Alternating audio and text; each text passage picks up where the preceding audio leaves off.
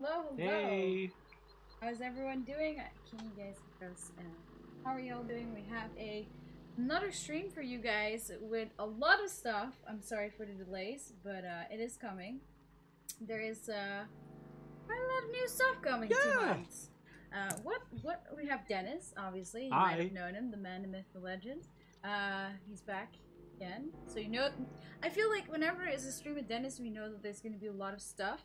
Um so yeah, let's Yeah, get let's started. give him the stuff then. Exactly. Okay, go ahead. So yeah, first we're gonna talk about update 3.0. Yes.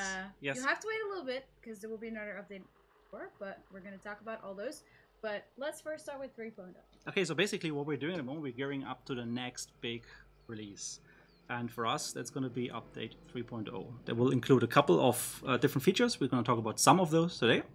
And basically, this is stuff that we will see more details on over the next couple of weeks, I would suppose. And yeah. Is the volume not should be good, Can you right? hear us? Hello? Better? Okay. Yay. Yeah. Sorry. Okay, important one there. I just need to. Yeah. So what do we want to talk about?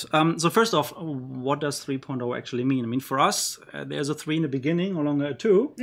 So that's an important point because it means for us this is going to be a bigger patch because it will actually include specific engine changes, specific updates from our main branch. It's usually when we do smaller patches, like the point X patches, they're having more smaller content. It's something where we don't have to deploy a full build. But with those, obviously, there's more logistics behind it. That means we need to be more thorough because more things can break, more things can just didn't work anymore, bugs, etc. So we want to take our time to make sure this is like working properly in a similar way of what we've been doing with 2.1 and 1.0 like releases before. But that's just on the logistics side.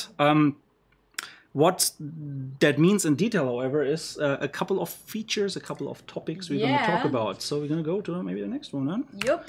So the first one is a bigger topic that actually includes multiple things. So it's the frustration of death. So our game has death as part of its core formula, and that's good and fine. Yeah. It's just that we figured out that especially new players are very often overburdened by this, and this has multiple reasons. One of the biggest ones is fairness. So that's where we touch the topic of matchmaking. So for the 3.0 update, the big update, we want to make sure that matchmaking gets an overhaul. So we mentioned this in a couple of the streams before and posts before. We want to go to a more elo-driven not rank-based, but skill-based matchmaking system. So that means as you do matchmaking, you will be more likely matched with people of an equal skill set. Yeah. And therefore, hopefully, the frustration of that part, like especially for new players, to be kind of like very quickly match with people who have been playing this for a very long time and very good at it. Yes. To kind of like mitigate that point and make sure that everybody has a chance to actually like experience the game in a fair environment. So fairness, that's one big point that's being touched here with frustration of death. The other is that we are kind of having a death tax in the game at the moment. The death tax is that you just get killed in a mission. You lose your hunter. You lose gear. You have to purchase a new hunter. The new hunter might not have exactly the same equipment or the exact equipment you would like to. So you might need to buy additional equipment on top of that changing. So there's lots of like upfront logistics around that. And but to a certain extent that's needed because we want you to give you control to kind of like prepare for the mission as you need. But it kind of gives you that feeling of being double punished. Not only do you just die, but you also have like this logistics now forced on you. So one thing we want to do also with the next main patches is to give you always a tier 1 hunter for free. So that means as a new player, you will always have one of your 4 recruits, which are all tier 1s, being presented to you for free. While the other ones normally, like in the normal way, cost money. Now, if you are an experienced player, usually, as you might know, you always have a tier 1 as well as part of it. So basically, that will always also be free for you.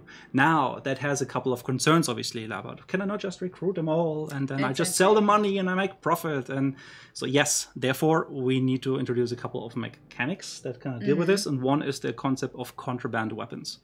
Now, contraband weapons, we touch it a little bit also later, but it basically means that a hunter who you can recruit for free with equipment choices as you know them will have contraband marked weapons, which means you cannot sell these weapons for profit. You can play with them, you can use them just fine.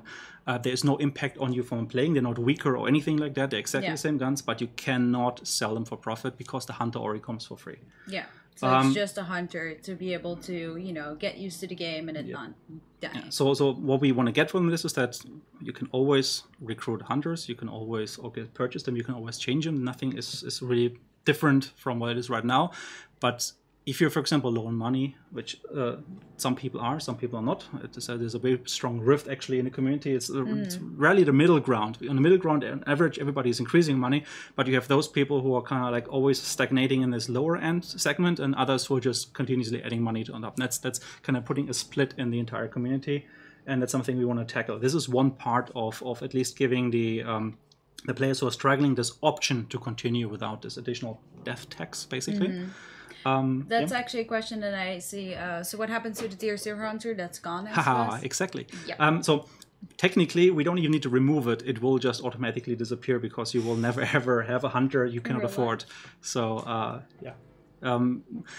the tier 0 hunters, the way we introduced them was for us a temporary solution. It was never planned to be the big perfect solution. It was what we thought we can easily implement for our initial progression as we went live earlier this year.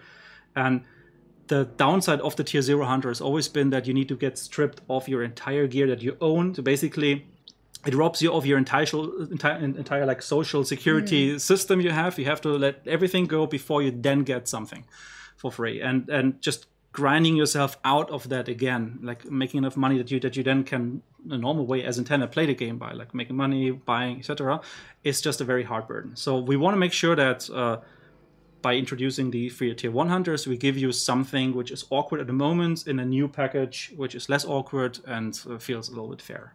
So that's a nice point about that. What else do we have? I'm just curious because obviously I can understand that there's a lot of people that have questions thinking that it might, you know, make the game too casual or it makes it too easier for people to always have a free hunter. Like, what is the likely, like, how do we make tier 3 hunters or tier 2 hunters worth to get then as a higher rank? So the primary thing... If you can equip them with anything anyways. You can, but not for free. So the only thing you get for free is what they will actually be offered with. You know, like the recruits, if you go to the recruitment screen, you get these 4 recruits presented to you. Depending on your progress, it's going to be a mix of tier 1, tier 2, tier 3. If you're a new player, obviously all of them are tier 1s. Now, only one of them always will be for free, and just with the equipment the system randomly has assembled. It just gives you a chance that if you're fine with that particular equipment, you can continue. You don't need to strip your money. You don't need to save for something. You just try a couple of rounds with that guy for free. You can do that. Or if you have the money, or if you are really, really invested about a specific weapon, equipment, etc., you can still just purchase it and swap it out. Like, there's nothing stopping you from modifying the tier 1, just buying a couple of explosives or vitality shots or anything you want, really. It just gives you a starting point to go from that doesn't have a death tax on it or perceived death tax on it. Okay. Well, then let's move to the next. In general, we'll do questions at the end, but sometimes I'll just answer something that I see popping up in one of the chats. So, yeah. Then the additional point. So, for example, what we want to do is, as you progress through your ranks, as you unlock a specific weapon, for example, you've reached a specific rank, now this weapon becomes available. We also want to give you one sample of that weapon for free. So if you unlock it on the Bloodline rank, you get that one weapon. So it's basically like you get one gun or one piece of equipment for free to try out right away. You can see whether you like it or not. You don't need to first save for it. That means obviously something expensive, you actually get quite a lot of money as a secondary effect for the progression. But it gives you a one-time free sample when you do that. A lot of people are like, free after months. Yeah, but only at the very end. Yeah.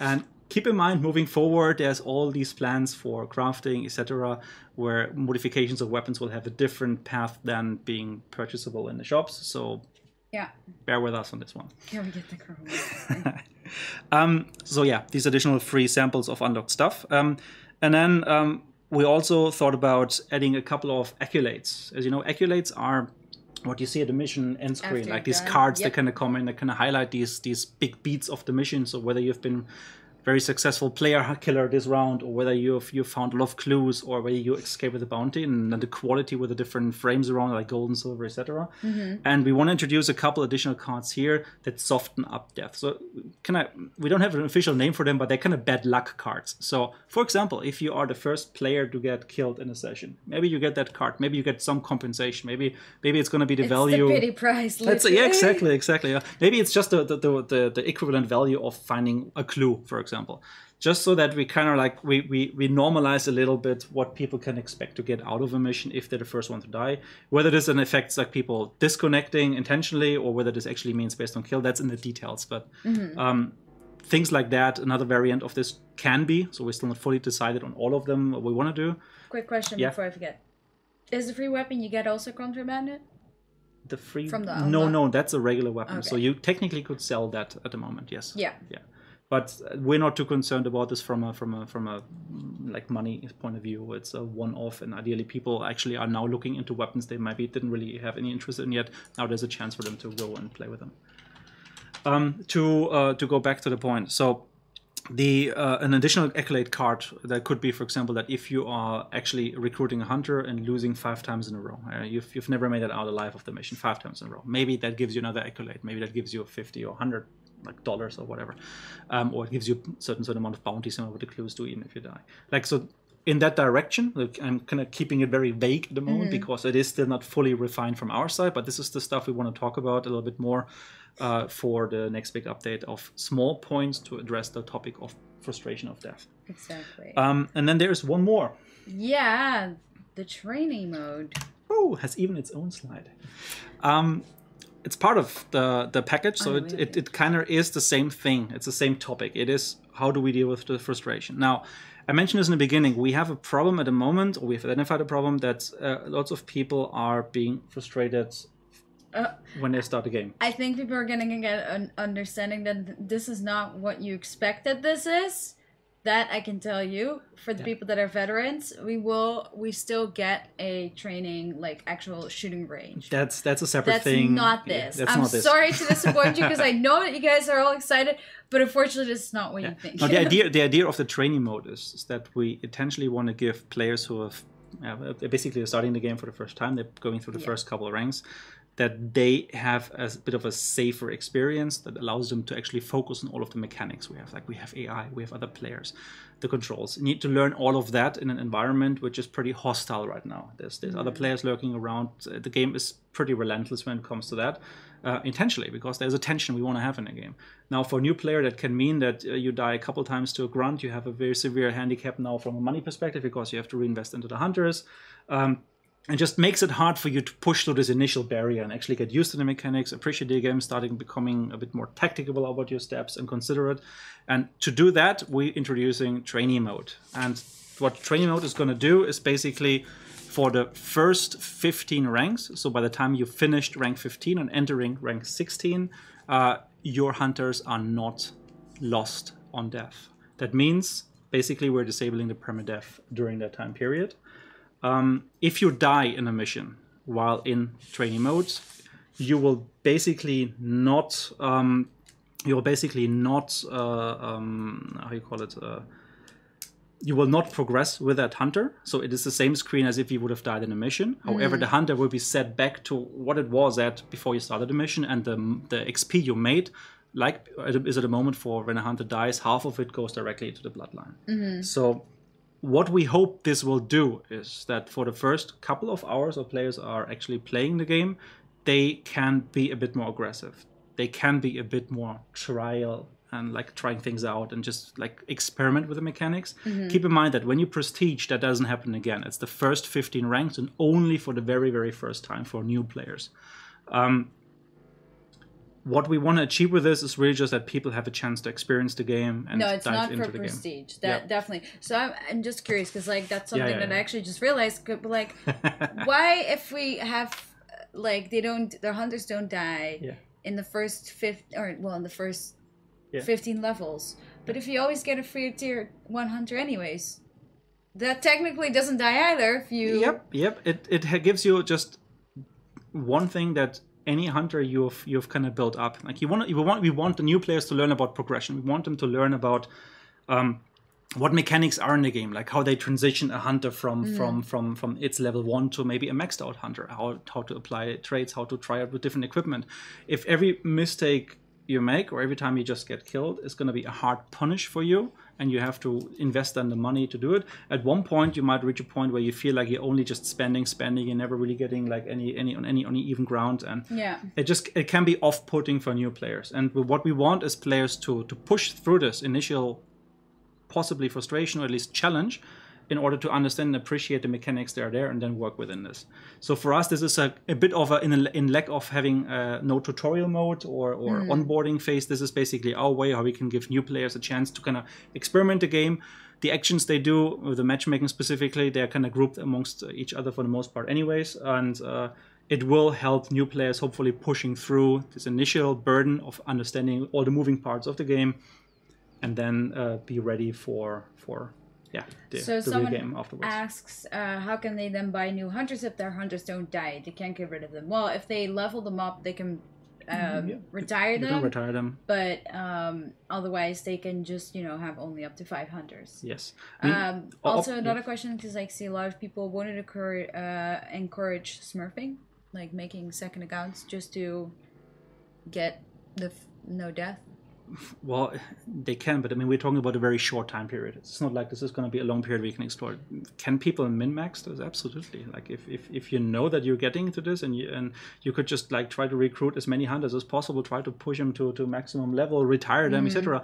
It's just that the impact of that is so minimal, and very likely the new players will not have the capacity yet to understand all of the moving parts in detail. They're focusing on learning the game.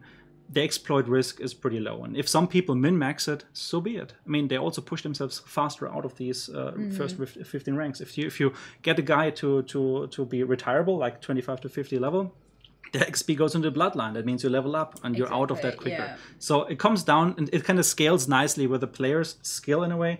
If you're not good, you stay in that bracket a little bit longer because you don't push out with the XP so quickly. If you're very good, well, it will be over in a heartbeat. But by all means, I'll buy another Hunt copy and Smurf in 3 good matches. No, I'm joking. That's So we're not too concerned about that part. I think it will be a healthy change, something that especially new players will appreciate, and hopefully we'll see the game become a little bit more easier to understand for the people, as they don't have to worry about everything yet, or not all the consequences are in full effect. Exactly. Yes. So that's the frustration of death topic, and we have a couple of pictures, I think, for training mode specifically. Yeah, we do. Show those? So this will be, I mean, it's a work in progress, but this would be how it would look like if you're still ranked, I mean, rank 0 is not really rank. I'm sorry. The cursor stabbed you. Rank 1, you'd be in training mode. You see until 1 training mode, like lasts, and then you'll be able to, well, as we explained, not die, or your hunters won't die. Yeah. And then the second one, obviously, you can, hover like over, your hunters readability. will not be removed till death. This is like a screenshot. Obviously, this is kind of pulsing and blinking a little bit to draw attention to it. You also see the same symbol up here. There will be initial pop-up. We didn't have a screenshot of that yet. So when you first time starting the game, it's a bit of an introduction text, like "Welcome to Han. Thank you for being with us in early access and trying this game out, etc." And it will also include an explanation of this training mode, so that new players understand what's going on there. Exactly. And then as you leave training mode, so once you hit rank 16, so rank 15 has been completed, then you get basically the chance to at least understand, okay, now I'm out in the wild for real. Now death matters. Yeah, if you kill a player in training mode, will their dead corpse still appear in the game and be lootable? Yeah, that doesn't change. Yeah, absolutely. It's just the same. It's just purely for the beginning streamers that they can... streamers. Sorry. Also for them. Also for the beginning players. To, have a little bit of practice before they, go in the big world. Yep. Okay, so that's basically frustration of death. Then let's talk about the next thing. Yeah, so quick play. This is going to be part of. Do we say that it's part of? It's going to be in the next main update. Exactly. Yes. Yeah. So in update 3.0, we're going to come with something new. We're going to come with quick play. What is quick play? Exactly? Okay, so basically, we recently had the solo-only event. So what we did there is where we provided a different way of playing the game, and also it was good for us to test the waters a little bit. The solo-only gameplay has been one of the biggest requests, if not the biggest request, on our feedback forms, etc., from the community. And the solo-only event was the first step of seeing out actually how that holds up. Now, what we want to do with quick play is basically show the next step from that. So think of it as an evolution from the solo only.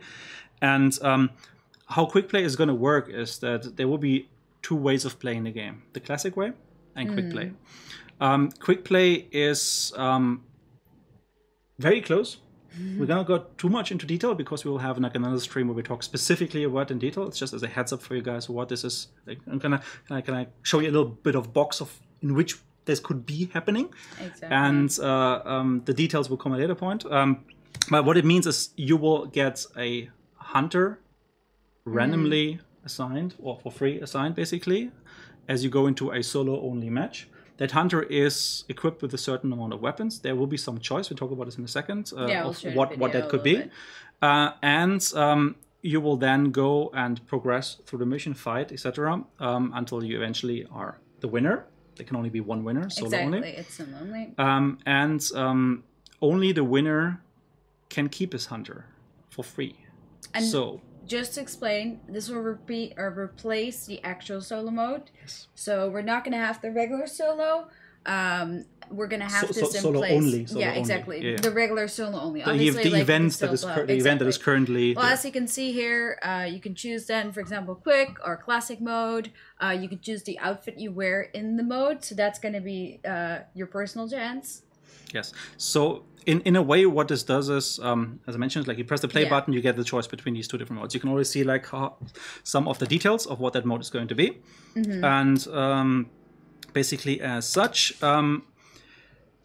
we give the winner the chance to keep the hunter from that mission. So it's yet another way of getting access to a free hunter, and there is something very, very specific to this, which also has been a very, very big request from the community. Yeah. And that is that alongside that change, we introduce the ability to loot weapons.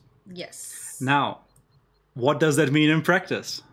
Because we don't really want people to go now farm for aftermaths because you make more money than from a mission objective. Henceforth, no one is going for the mission objective. So we're going to use the same concept of contraband weapons we just talked about at the very beginning. Synergy of features. Isn't that awesome? And basically, if you are extracting from a classic mode mission, by having maybe picked up, let's say, an aftermath from another player, you can keep that aftermath. You left your own weapon behind for that, so there's already a price on it, and you can use them. You can just remove them if you're just cluttering your inventory if you want to, but you cannot sell them for money. So again, using the same contraband system, you have a way of kind of improving your gear. Now, when you go into quick play, there's something else in there. And that is that quick play will start you with very, very low gear. Yeah. And you can actually find weapons also spawned into the world alongside getting them from dead players. Now, that makes quick play very differently from classic mode. And that is, as intended, it gives you a different way of experiencing hunt. Exactly. Now, this basically keeps the formula we have, makes them a nice little mix, makes it a bit of like a lunch break type of experience. You can just jump in, play a little bit. And it also has a synergy with the main mode in terms of that if you are the winner and you have accumulated certain gear, you can keep the hunter, and the weapons on that hunter are not contraband. They are the real deal. So that means in quick play, you can actually kickstart yourself into being in a proper hunter location. So what it means is, technically... Now I'm just confused. You look confused. Wait, what? Wait. So if you win... What? So what? Now I'm just... Okay. What did you just say? Let me rewind so you understand it as well. Quick play, one winner only, as you can see. Yeah, no, I understand that. And you find equipment in the world, and only the winner survives and can keep the hunter in full. If you, in classic mode... okay, yeah. If you're in classic mode, just kill a player and get the weapons, they're contraband. Gotcha. That's the difference. Okay. No, I was... Yeah. What it basically means is there was this question about like what are like tier 0 dudes now obsolete? Yes, they are from the other mechanic we talked about earlier already. But here, even yet another way for you to actually kickstart you into the game. If you're successful, if you're the sole winner of a quick play match, depending on what you found, what you were lucky to find, you might actually have a pretty good hunter now. You can recruit for free. And play with in the normal game mode. Yep. So we try to have people move between the two modes also a little bit, so it's not a complete split of the community. So to explain, yes, you will spawn with your weapon like loaded. Like that's the thing. If you pick or switch a weapon, it will have the bullets. Yes. Yeah. Yes. It's not like because someone's like, do you get to keep the bullets as well? Yeah. So yeah. Now also you can turn around hunters. I mean, it's a small feature, but it's great. Also, once this finally is in, please, if you click play and you're on the menu screen, just look around and think. Just look around. Just look around. Just look around. An important point to talk about between like the difference between the two modes. You can see it on the screen actually pretty well. Yeah. So in quick play, as I mentioned, you kind of get like this random free hunter, but you have a bit of choice of what that hunter's starting gear looks like. So in this particular case, you can go for random, or you can go for a mid-range, a short-range, and a melee-centric kit.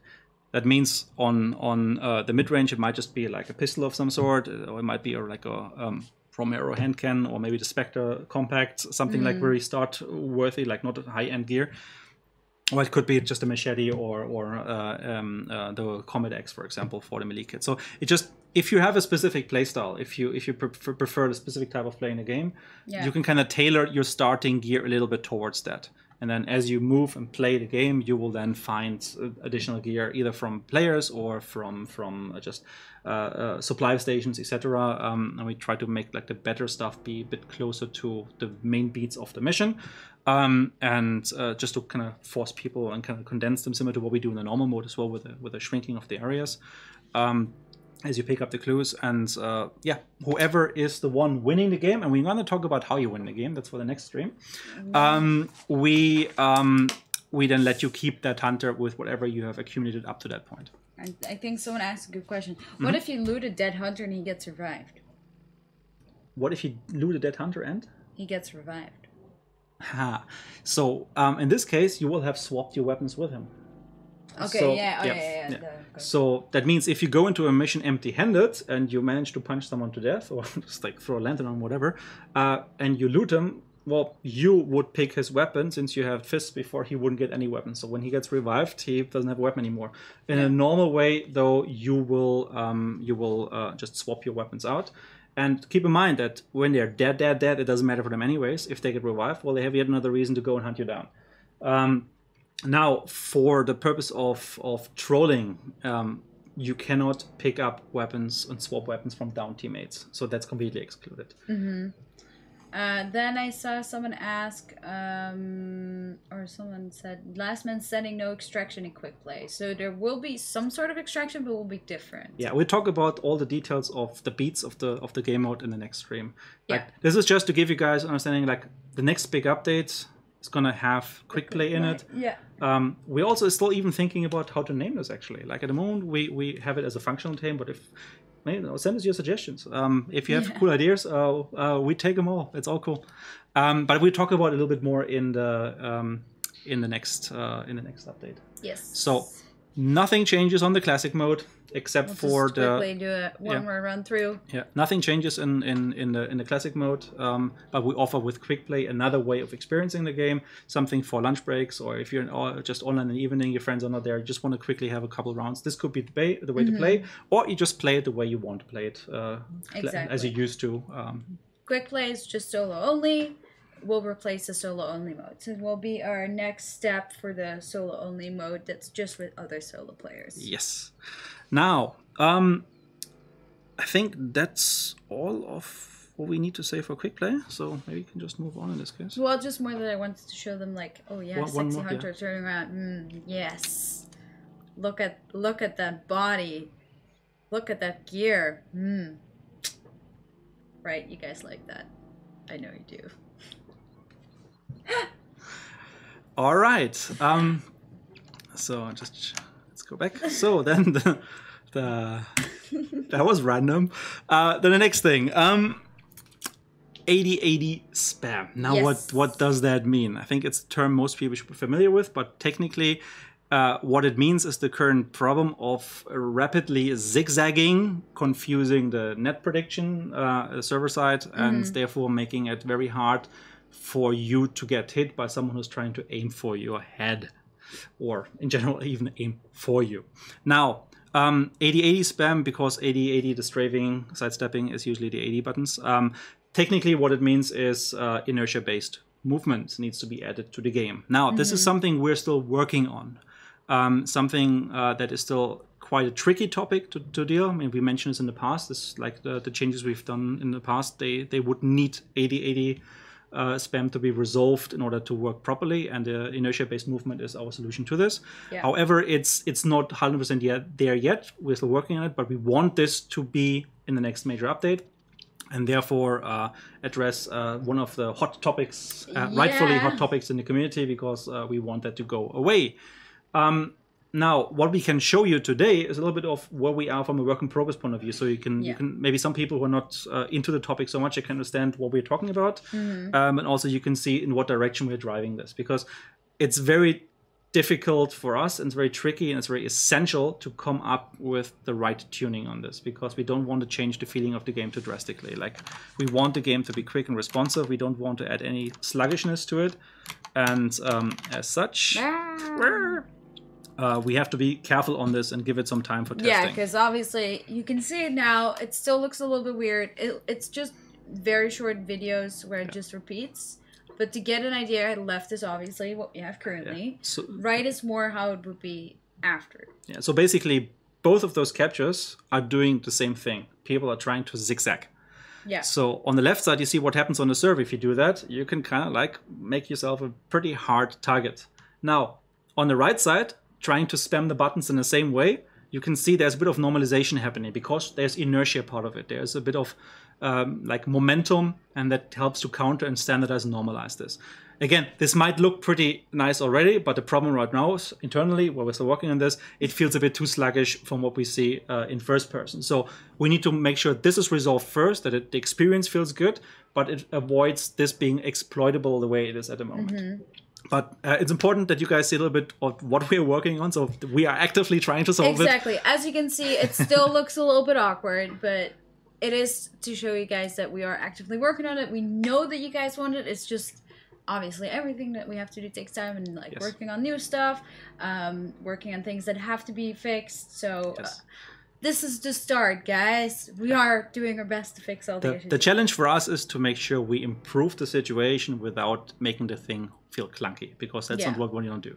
So again, bear with us a little bit longer for actually working on the solution. But as you can see, I think we are making some good steps forward here.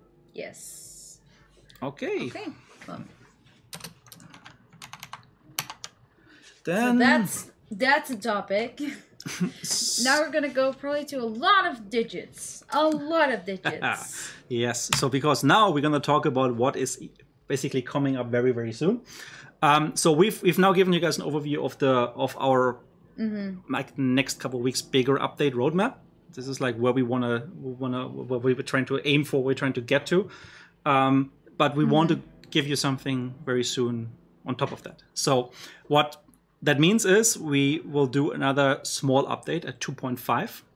And there's going to be a couple of things in there. One is going to be a very small update. So don't expect a lot of content. We're going to save that for the big one. But a couple of essential things that specifically address the current meta, address the weapon balance, address like specific hot topics we have at the moment. So the first thing that will be in 2.5 already is training mode. We talked about it before. Yes. So the rank 1 to 15, so once you reach the end of 15, safe zone will be part of this update. So new players instantly from the point that patch goes live will have the benefit of this protection zone. Exactly. It allows us also to kind of look at this a little bit in isolation, because we'll be part of this earlier update, so we can see what it actually does, if it creates issues, etc., and can then for 3.0 adjust this further. Yeah.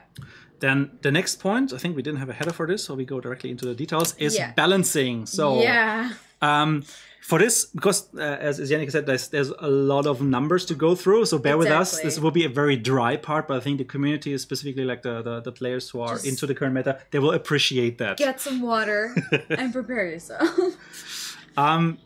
So what that means is we want to fix issues that are currently we've identified exist in the meta. Now, how did we identify them? It's maybe something where we want to give you a bit of an insight in the data we use and the process to maybe then allow you to understand why we draw certain conclusions. Exactly. Obviously, just to say, because I know some people might be like, oh my god, why did you do this, why did you do that? We can still change things later, but we have to find a good balance, and obviously the meta changes, so you have to make balancing changes. And as always, everything goes on the test server first, so that's where we need the feedback. That is something I want to point out too, because I know a lot of people were very curious about the fact, like, oh, but why don't you give us like max money in the test server, or all rank 100 and a lot of money? Because you will get skewed data. Like, people will play differently if they know that they have all that money, if they know they can buy an aftermath, or because a lot of people won't even buy them because they don't have money for it. Also a problem. One of the arguments is like, just remove the aftermath from the test then. Well, then we don't know how the new features hold up against that, right? So ideally, we never look at stuff in isolation, but see the real deal. But it's a bit of a dilemma. On one hand, we want to encourage people to try the test server. On the other hand, we can't give them everything, because otherwise the data we receive from the test server is not representative of what it will be in the live environment later on. Exactly.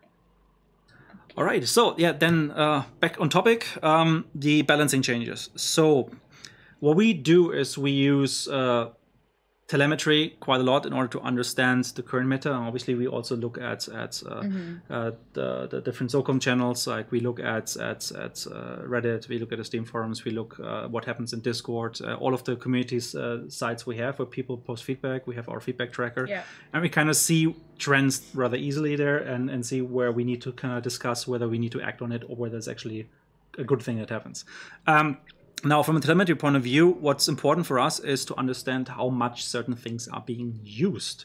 And for that, we look at the overall usage of weapons. And then specifically later, we also look at how specific groups of the players, like the veterans versus the new guys, the high ranks versus the low ranks, are gravitating towards specific equipment choices, dominant gear, etc. Now, just to give you guys a bit of an insight, here's a couple of nice values, how often certain things are actually being used. Yeah. So, for example, we have the Winfield. The Winfield C specifically, across all the ranks, is like 8% of all the weapons that are being used. Someone enters the game with are Winfield Cs. Obviously, that makes sense because it's a cheap weapon. It's early available. In the beginning, you don't really have that many other options, so that kind of like brings that further up. Or maybe towards the end of the progression, other weapons will have taken that place already. Now, the Winfield family, so that includes not only the C version but just the entire family, is 15%. So that's quite across the board, quite a lot of weapons from the Winfield branch that you'll see in the game.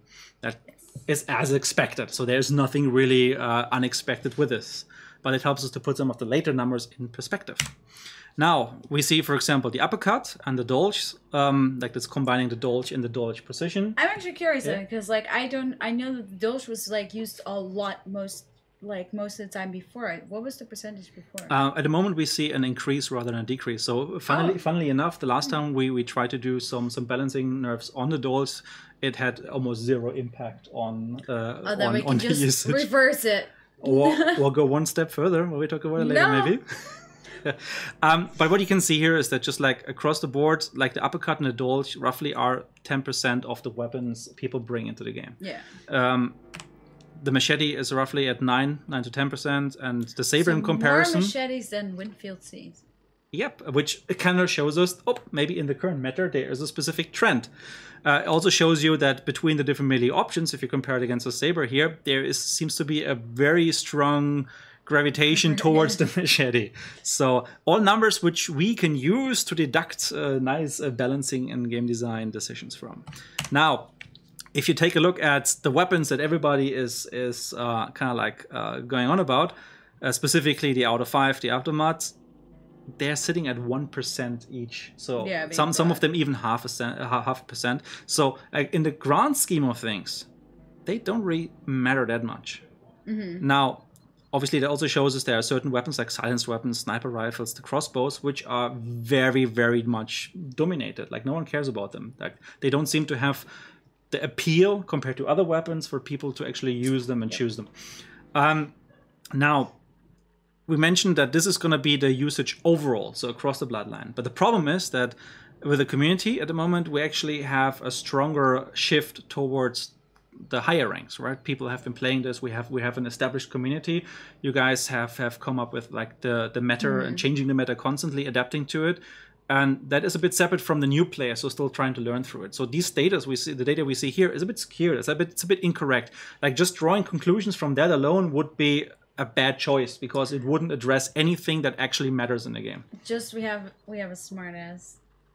Oh, my head is in the way. I'm sorry. I'll detach it. No, but because someone is like, it does not count up to 100%. It's because there's other weapons, but these are the weapons that most people talk about. Yes. So we picked a couple of samples. Come on, guys, use your brain. We can math. We know that's not 100. I'll remove myself from the screen. Bye. And this is just to prove the point. Like we took specifically those for you to understand the thought process behind it. Now, when we put this in percentage perspective, let's look at the higher ranks specifically, and then everything shifts quite drastically. And we might actually see things be much closer to what and how you experience the average meta right now. Yes. So that means, for example, the Dolch pistols out of a sudden went from, you can go back to the previous slide, from 3 to 9. From 3% to about 10% right now between the two. So the higher ranks, and that includes prestige players. So we count everybody who's prestige as a rank 100 technically for this.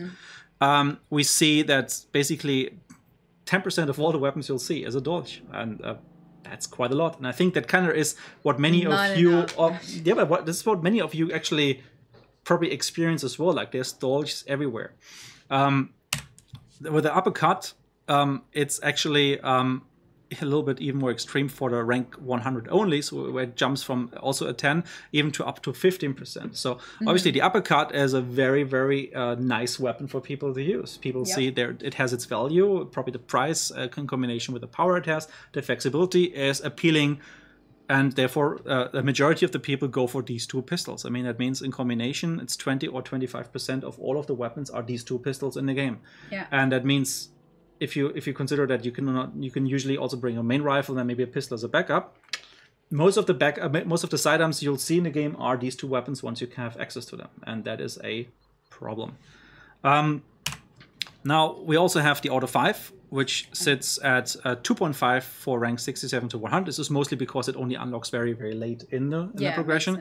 But again, for rank 100s and prestige people, it's 8%. And that means, again, we have... I'm curious, I don't know if we had that data, but how much percent does the Winfield sit on, like, the higher ranks? I don't have that data right here, but actually Winfield shrinks a little bit down because other weapons become available. And exactly. So I think it sits at 5% still. So, I mean, people are still using it. It's a good, solid all-rounder.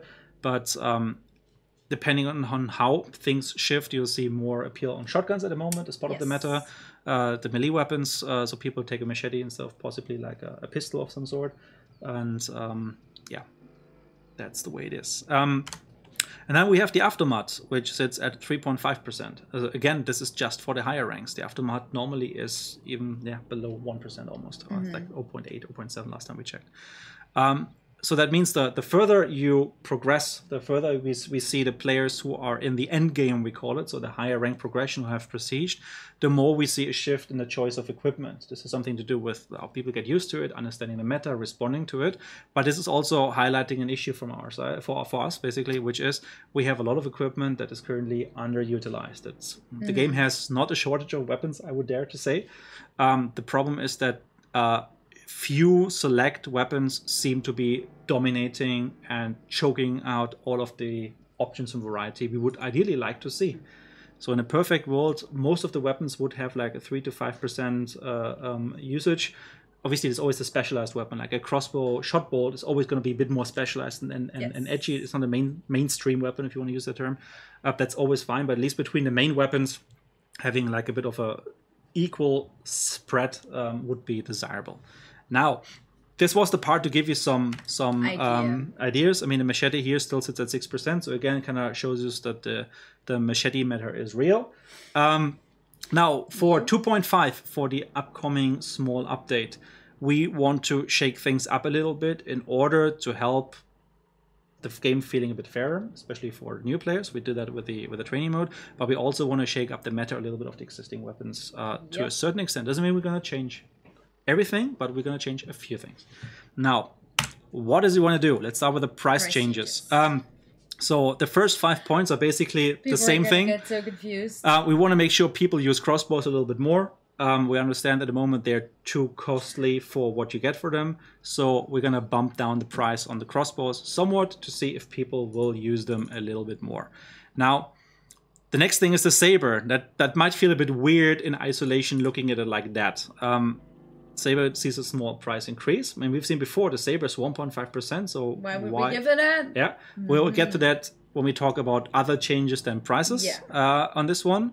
And then the officer carbine, we still think this is a good counterpart to the Winfield C and the early weapons, but just making it from a price point of view a bit more competitive to justify it being the long slot weapon it is. As a main weapon, we just dropped the price so that especially players who are struggling with money a little bit still have a chance to kind of more easily, reliably equip that. And then the last one, and the chat is doing exactly what I hoped the chat would do, which is completely freak out. We're going to reduce the price of the aftermath. Again, maybe if you paid attention with the saber, there could be other things maybe related to this. Yeah, why would we make it more cheaper? Don't you all want a cheaper aftermath? So I think we have to act very quickly now before the chat explodes. Only 15 for the aftermath? That's a steal. So basically, there will be other changes other than price changes. So what do? Ammo pool. And this is going to be hopefully calm the chat down a little bit. Yeah. Which is the Aftermath right now on live has 20 round capacity and 10 extra rounds. Now, with the change we're going for, we're actually halving the amount of ammunition the Aftermath can have. Now, what this means is you basically have a slightly reduced magazine capacity and you can have not any single extra bullet. Now, keep one thing in mind, that's very important, so don't freak out, pay attention to me, very important. We did introduce a couple of patches ago a mechanic that if you are actually shooting bullets from the main weapon, it temporarily increases your extra pool by the same amount. That means if you fired all your bullets off the Aftermath, your extra pool actually means 15 rounds can be picked up. So you will always have 15 rounds total, but kind of shifts between extra and the normal. That's something that you can already see is happening on live. We introduced it originally, I think, for the crossbows, so to allow you to pick up of a fired round. And now what this does is it gives you still a chance to obviously fire a couple rounds, like pick up a box, for example, stock the ammunition back up, etc. It's just you can't exceed those 15. So, for example, rounds. The uppercut still give ammo. The what? The uppercut will that still give ammo. The uppercut will still give ammo, but we'll talk about it in a second. I think they've probably like now gotten through that initial shock. I think we've been very harsh on them there with these changes. Now let's talk about the next weapon. As you can see there, we intentionally not showed everything at once because I think the chat would have completely exploded then. Yeah. So we're gonna break this to you one weapon at a time. Now the next one is the Auto 5. So on the Auto 5, at the moment what it has on live is you have 5 round capacity and you have 12 extra rounds. Now with the changes we've been doing, you have the same 5 rounds, but you have 5 extra only, which means in general you have to be much more careful with how you can find ammunition, etc. So another small step. What you can see with this is a bit of a trend, which means it's only the ammunition, and that's important from our side because we like most of these weapons how they play. The Aftermath is a nice weapon to shoot with. The Auto 5 is a nice weapon to shoot with. Some of the others that will appear in this list very shortly are as well. We don't want to completely change the experience you have with these weapons, but in some cases we need to bring a bit more under control in order for you to maybe go for other alternatives. So it becomes a choice again to take this one thing, which maybe I need to be much more careful with when it comes to ammunition. Or do I take this other thing, which maybe on that that side actually gives me more ammunition I can play with, so it's a bit more forgiving. And what we hope is with these changes, step by step, the meta shifts a little bit, and we will actually see that some of the other weapons actually become a bit more common again, and but we still keep the gameplay and the interesting parts of what we have in the game, and that also includes an aftermath. Exactly. Obviously, there will still be things we can change later on the line, but we're just doing this as a first step, see how this works, and then we can always change into, you know, other things. All right, so the next thing is the uppercut. Again, you've seen the numbers before where we mentioned 10 to 50% usage is just, that means this weapon is just too good. But we like it that it's good. We like that the way it plays, the way it feels, the way a shot feels. But what we want to do is just bring a little bit more on the balance and actually also only give you one full reload for it. Now, there's two parts to it. One part is the uppercut in isolation as a balancing. The other one is it's feeding other weapons with the extra ammunition, because long bullets are shared between weapons, like combat bullets are shared between weapons, all of them using the same. Now, this is probably going to be one of the more controversial changes.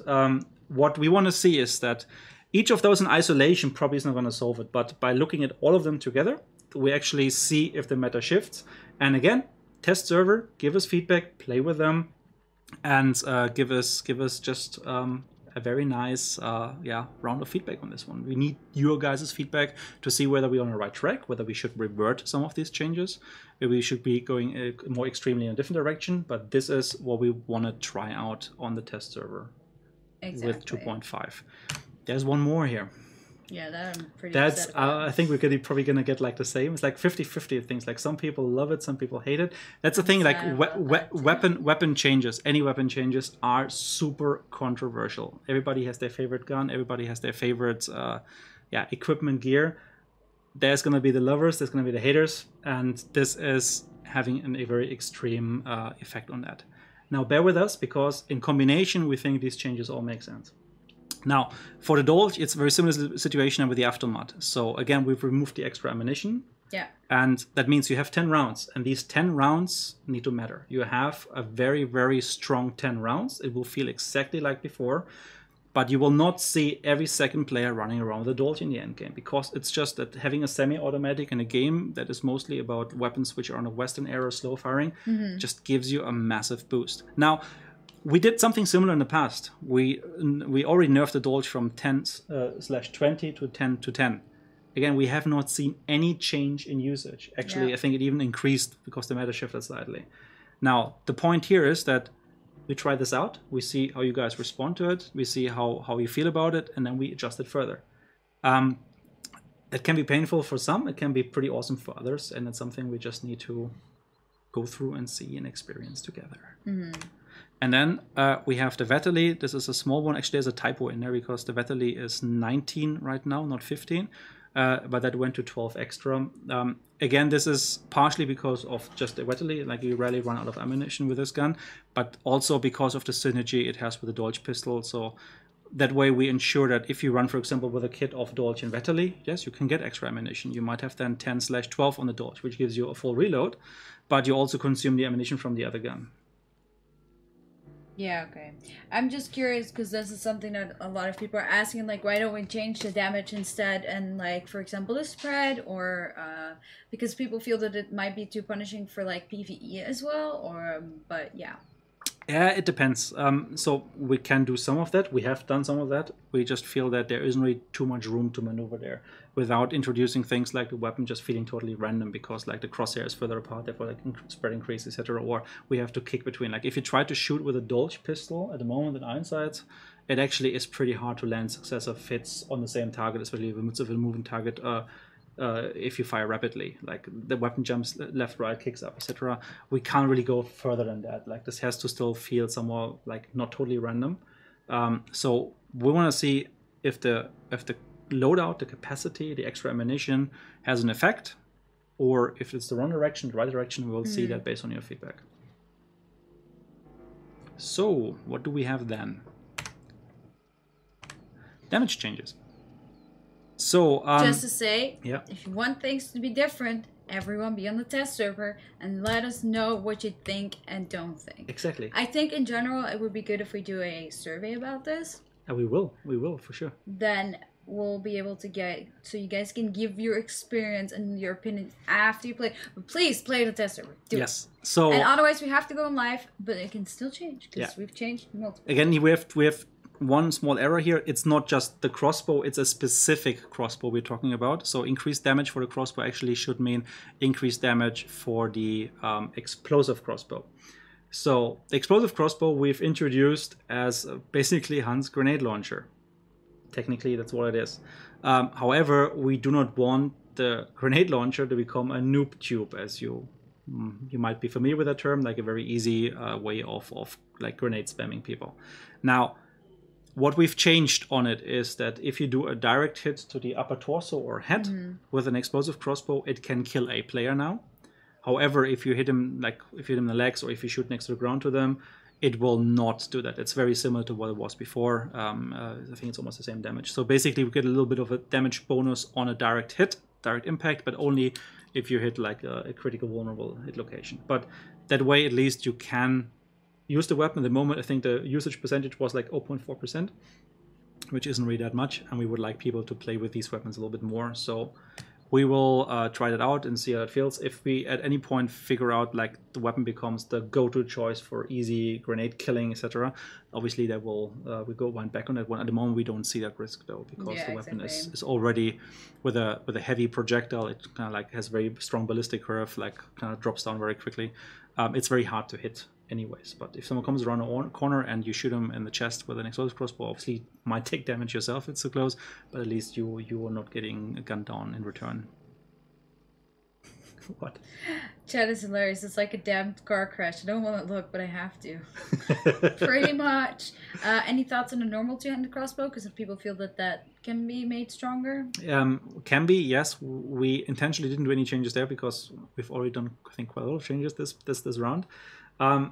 The normal crossbows, or just all of the crossbows, are definitely underused at the moment. And what we saw in the previous slides, is trying to use the price point a little bit, so by just making them cheaper and seeing if people are now maybe considering as a valid option. Keep in mind that if you're doing a upper torso hit with a normal crossbow, it instantly kills you. It's actually a pretty strong weapon. Obviously, the slow reloads, the ballistics, etc., makes it hard to use compared to, let's say, a shotgun, which is obviously a bit more of an easier go-to thing. But it can be rewarding in the right hands. So that's a good question. What is going to happen with shotguns now, all these weapons with less ammo? Because the shotgun is a very heavy used. Yes, so the shotgun meta is something we will probably look into as a next step. The Auto 5 was the most important one that stood out. Like people are not too worried about the Romero. People are not too worried about the Spectre at the moment. None of these weapons is particularly like dominating. The double barrel, like the Cold War Rival, is maybe the one we need to look at a little bit, specifically the hand cannon version as a backup. Yeah. But there is no need to do that for this particular patch. We first want to see how these other changes affect the meta. I mean, people gravitate to other guns now, where we see different counters come. It's a very, very highly dynamic process, and it's very hard, frankly, to even predict all of that. Yeah. Some of that will need to have a bit of an analysis and reaction time from our side. But yes, we are aware of shotguns, and I think the biggest offender with the Auto 5 is going to be addressed with this particular change. Exactly. By just giving the extra ammo from extra 12 rounds to just extra 5 rounds. So then let's talk about the second point here, which I think the chat anyways has already been going crazy about, which is the machete. So this goes back to the 80-80 spam and the lack of inertia-based movement that makes it very easy to move forward and therefore get into melee range. And the machete has one advantage over the saber or any bayonets or the knife, is that it is a wide swing. So you have a pretty big arc in front of you of where you can hit, compared to the other weapons, which are much more of a like on-point spot-based thing. Now, for the machete, we want to keep it at a wide arc. I think like the crowd control, like killing multiple grunts, for example, one swing is cool. We want to have that, but we want to make it a little bit more challenging against players. So the damage decrease is primarily a decrease for how players take damage from it. In a perfect world, shouldn't change much or anything. We're still in the tuning process of that for working in a PvE environment, so against AI, against monsters. Yeah. We want the machete to be trusty as it was before, as a backup for taking on monsters, armors, etc. So that's perfectly fine, but it's a bit too easy to kill other players with it. Sorry. That's not the... we told them it's going to be boring, but you don't need to reinforce that point now. Sorry. There's a second point to the machete that is on the list that goes hand in hand with this change. Now, when you charge forward with the machete, the hold melee attack. So if you charge your primary melee attack, you kind of have your arm cover your chest, and that systemically means that if you hit someone from front coming at you, there's a high chance of hitting not the torso, which would do a lot of damage, but actually arm, which does very little damage.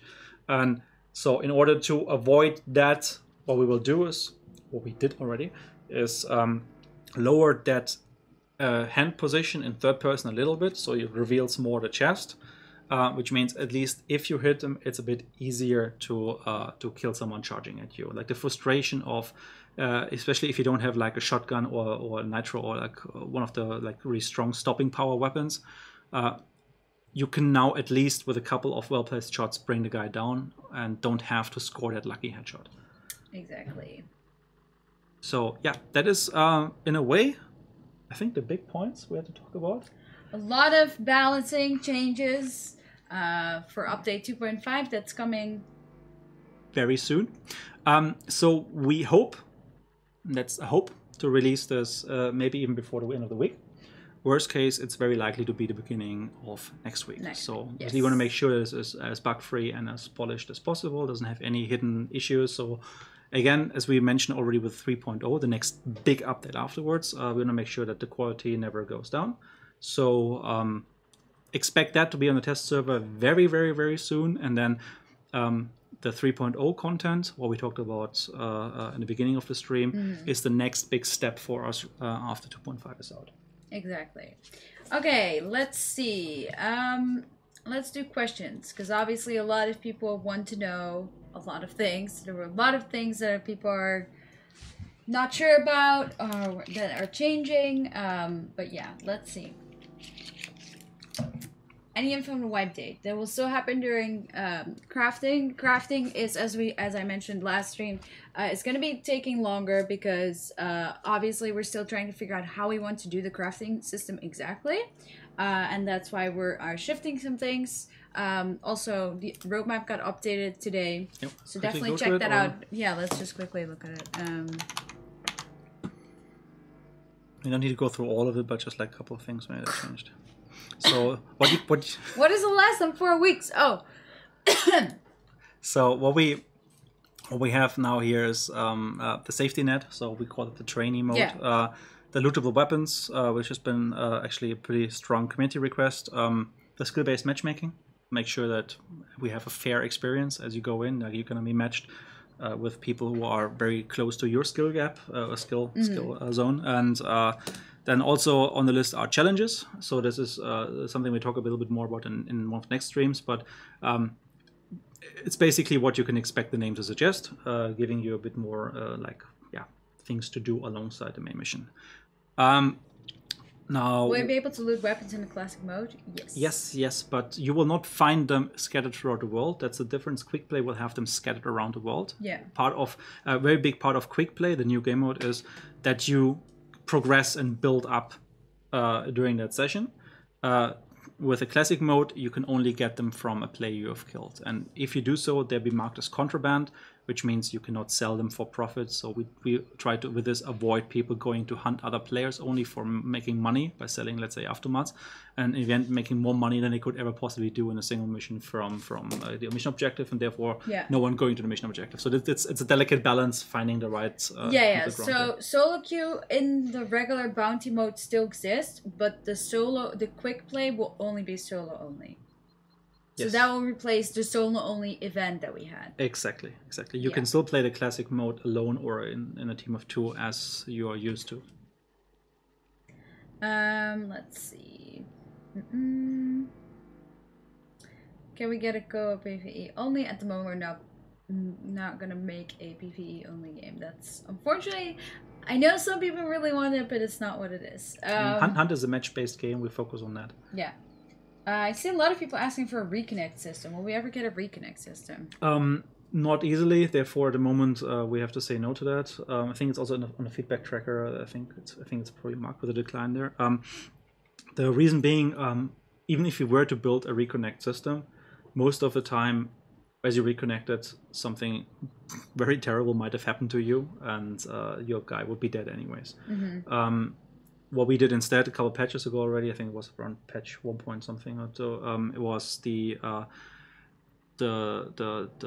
change that only if you're in combat, when you disconnect, will you lose your hunter. Otherwise, the system will kind of be restoring the hunter to previous conditions. So if you just drop, for example, at the beginning of the round, or the server crashes, like you don't have to, get a new hunter. Like it will be restored to the mission, to the pre-mission status.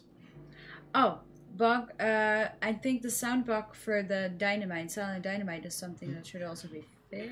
We are looking into that still. We don't have that fixed completely. We're investigating. So for the big next update, we hope to have that resolved. Fixed, because we know that there is a bug with the sound, and we know that it is messed up and that it needs to get fixed. It's hard to reproduce one. So if you guys are experiencing that and you have like video recordings or whatever, all we can get would be much appreciated in order to help us to quickly find all the root cases for it and make sure we can squash this. Yes, exactly. So, yes. New bosses, check the map, roadmap. Why do you use player usage stats for balancing? Player use what is fun, not always what's overpowered. Yes and no. So, you're absolutely right. So this is not the only way we do this, but it shows us certain trends of where the meta is going. And again, we don't want to like take away the fun. That's why we don't want to do any changes to how the weapons play. But we need to also acknowledge that if we have a certain weapon take a quarter or 20% or so of the possible weapons you can bring to a mission, that leaves a lot of the other stuff completely behind. That means not only that, not always that it's the problem of that particular weapon. It just means that maybe it's just the best deal of what you can get, and it also means we need to do something to the stuff that actually is being dominated, because maybe it's just not as good as we hope that would be.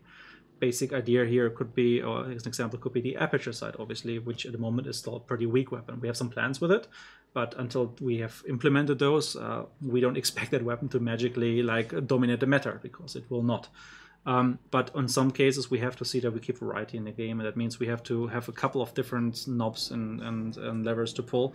And one of them is to introduce a flatter balance across weapons, which means if something is strong on one end, maybe we need to put in a handicap on the other end. And what we've chosen for this update primarily is use ammunition for that. Exactly. Sorry, no crowbomb yet. Can you inspect weapons as well as the hunters, or at the moment? That is an update feature for I think we want to have that for 3.0 actually. Yes, I think it's a high chance we get that. So we call it like the partner inspector. I think that should still be actually in here somewhere. Not sure. Yeah, I think it's partner inspector. Yay, community request that. So I am 99% sure that the next update, like 3.0, the 3 update, will have that as part of it. Exactly. Why new map is 3 on the roadmap? Where is 2? Obviously, new map number 2 is the Louisiana Bay map. Yeah, under so then it goes to obviously a next map and a next map. Yes. Again, as we mentioned, we're going to show you some of the stuff for this update, the big update 3.0, but there will be more streams and we might have more things to show. Exactly. There will be more stuff coming. I don't know. We don't know exactly when. I mean, the Game Boy. The game is coming to the Xbox preview yet. So at the moment, we're still working on a lot of things, and we will keep you updated on that once we know. Exactly. Talk about it later. Will it be possible to make an ignited dynamite blow up even if they kill you? Will it be possible to make an ignited dynamite or a grenade blow up even if they kill you? Ah, okay. So you drop a hot potato. Yeah. Possibly. At the moment, it's not working like that, but we have some ideas in general for explosives, and the whole sandbox, like how elemental gameplay, like fire, etc., triggering stuff, is going to be improved in the future. Question about the telemetry. Are you by chance suffering from survivorship bias, which means you base your data on what you can see, aka people who scream loud instead of focusing what a percent of total population? So like the data we get is from the actual game data. Yes, so that's not people screaming or, because that's the thing. Most of the people that are loud about things are, most of the people in the streams usually, and on the Steam forums and on, like for example, the ADA spam. That's something that a lot of people are have been complaining about, that it's bad, and a lot of people are vocal about. So obviously, I mean, you gotta understand, it's sometimes hard because you guys want both two things. You want a lot of people to play against, yes, but you also want the game to be as hardcore as it was. Unfortunately, that's never gonna work. Like I mean, because like being hardcore, it's a lot of people think the game is too hard sometimes. So that's why we are offering more options for beginning players to have a better chance of getting into the game and then getting better at the game and not being frustrated and then move on with you guys. So that might be people that are, you know, like complaining. So like, for example, I know people complaining about the auto. I personally see that as well. Like we see like we give the feedback to the team as well, and then obviously we have the data based on like the actual data yes. of So how it is. the data we have, I mean, so what we've given you guys a bit of a glimpse into is parts of the process. That doesn't mean that what you've seen today is the only thing we base our decisions on. Obviously, we look at how often are people actually doing effective work with a specific weapon. We look at the pricing, we look at the usage, we look at the usage across different ranks, we look at the forums, we look at different SOCOM channels. So ideally, in a perfect world, we use a multitude of different sources for us in the design department specifically to come up with an understanding of what is currently strong or weak in the game and base or design decisions on that, so balancing, etc. In some cases, that means working on a new feature, as we've done, for example, for the dark side boost. Right, Yes. It was in a consequence of the camping topic and how we wanted to make sure people are more incentivized to go in for the boss. And technically, practically, it did exactly that. We saw an increase in engagement. Do you think paying a premium for secondaries and nerfing those ammo pools is a detriment to active playstyles? Those who play aggressively are then greatly limited by diminishing ammo pool. In other battle royales, or not a battle royale, but yeah, if you go play aggro, you take other people's weapons, but in hunt, you loot, you get maybe 1 or 2 bullets back for uppercut and dodge when you've spent maybe double or triple secured. We will be able to loot weapons, so it's not just any ammo anymore. Like weapons. Yeah. Not in the 2.5 update, Exactly. but with the 3.0, and as we introduce quick play, the looting weapon part will be there. But again, test server first, feedback, see how things go. There might be further adjustments. I think we haven't released a lot of patches, if any at all, which didn't have changes from test to live added to it as we iterated on features. Exactly. So I also see someone, can we go back from the 3 contracts instead of 1? The reason we have to make it less, and yes, it can still happen in the future to go up, is because obviously we added more game modes, so it means that we have less players. If we have less players, matchmaking will take way too long, so people will not be able to, you know, get in the game anytime soon, or they get an empty game, which a lot of people obviously don't want. So because of that, we had to, you know, decrease the amount of game modes, or like missions rather, and that would, like, you know, obviously save it. And that's the reason also why quick play will be the next step from the solo only event we currently have. So when quick play will hit, the other one goes away. Yeah, for female hunters, check the roadmap. Also for the custom lobby, check the roadmap, because like that's not now, but it's something we are working on, obviously. Will the guns have full ammo, or what is left in the gun? There will be more details about that in the next update. Next update. Like the next community update from our side. Yes. I don't think we're gonna get the fuel slider. No, but many of these points are also on our feedback tracker. They have like information there, and so some of the things that are reoccurring across these, I mean, just go to feedback sites. You see like a nice repository of suggestions. You can upvote them, you can add your own, and you can also see our response to some of them. And in some cases we think they're really great, we want to go for them. In other cases, either we can't because of some technical issues, or just because we don't think that it would be a good change for the game. Yeah, but that's why the new game mode will replace the solo only mode. So it's not that it will not split even more. Solo only, the solo only mission is gone then. Yes. Like that is the replacement. It will be a solo only quick play. Good.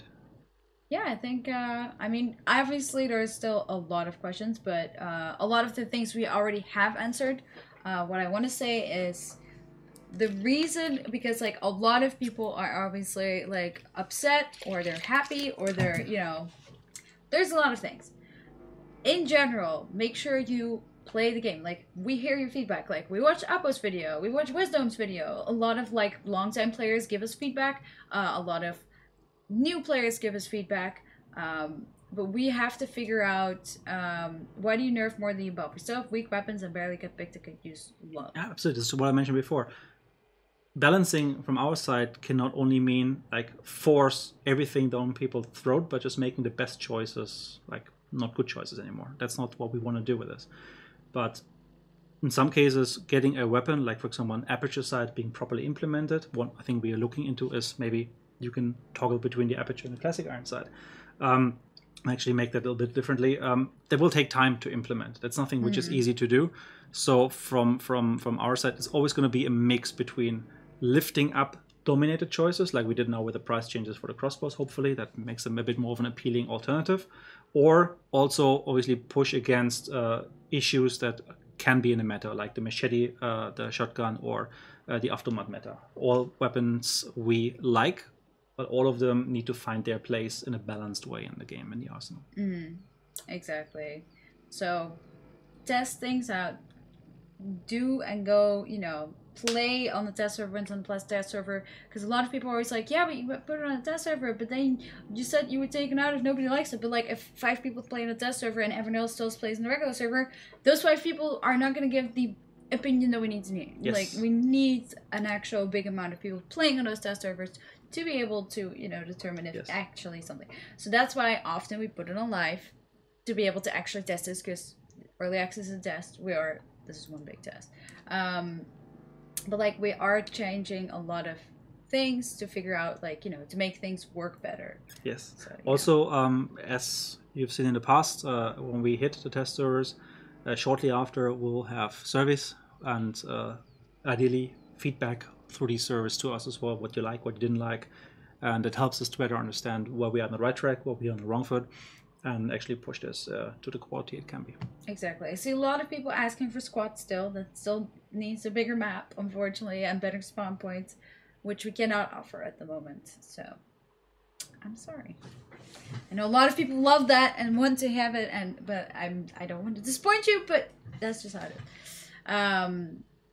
So yeah, that's, I think, most of it. Maybe promise that you don't listen. No, that's the thing. We need more people. We really need more people. We need more people on the test server in order to be able to measure. Yes. Like, it's because that's the thing. It's like you guys are often like, oh yeah, you only listen to the loud players, or yeah, oh yeah, those 5 loud players. But like, those are usually people on the test server. I'm like, come on, guys, we can't base it on that. So that's why we have to do that. All right. Okay. Any chance we can see more concept art? Yes, we're gonna do a art stream, character art stream in the near future.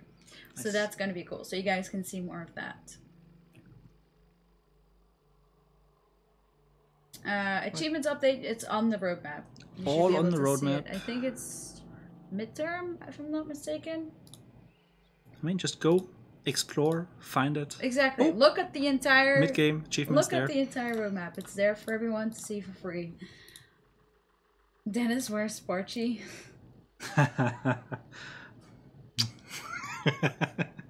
there it is.